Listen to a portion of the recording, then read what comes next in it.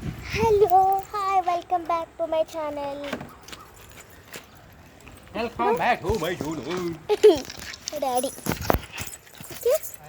ఇప్పుడు మేము విజయనగరంలో ఉంటున్నాము.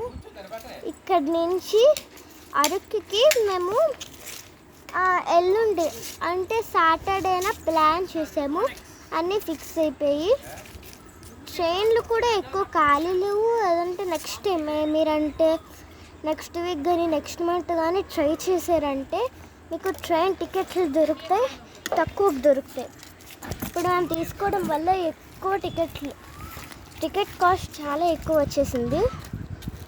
మళ్ళీ ఇప్పుడు అసలు అరకుకి వెళ్ళాలంటే ట్రైన్లు కూడా ఖాళీ లేవు. ట్రైన్లు కూడా అస్సలు ఖాళీ లేవు.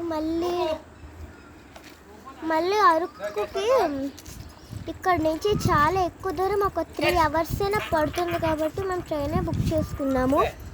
అక్కడి నుంచి అయితే చాలా ఈజీ. ఓకే, ఇక్కడి నుంచి కనీసం 85, 86, 90 kilometers అయినా ఉంటుంది మా ఇంటి దగ్గర నుంచి. మీరే ఊర్లో ఉంటున్నారో కామెంట్ చేయండి. మళ్ళీ అరకు గురించి చెప్పాలంటే చాలా విషయాలు ఉన్నాయి. అందులో నేను నెక్స్ట్ పార్ట్లో అరకు వెళ్ళాక కొన్ని సెకండ్ పార్ట్, థర్డ్ పార్ట్ అలాగొక 3 parts చేస్తాను. ఫస్ట్ పార్ట్ కదా, నెక్స్ట్ సెకండ్, థర్డ్ అరకులో ఏం చేస్తాం, అలా ఏముంటుందో అలాగా. ఓకే, ఇక్కడ నుంచి వరకు 90-80 kilometers ఉంటుంది మధ్యలో.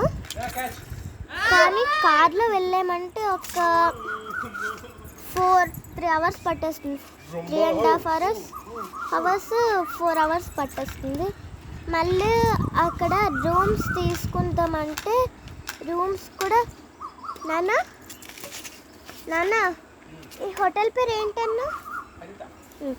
హరిత హోటల్. అదే ఒక రెస్టారెంట్ కాదు, హోటల్. రూమ్లు ఉంటాయి అక్కడ.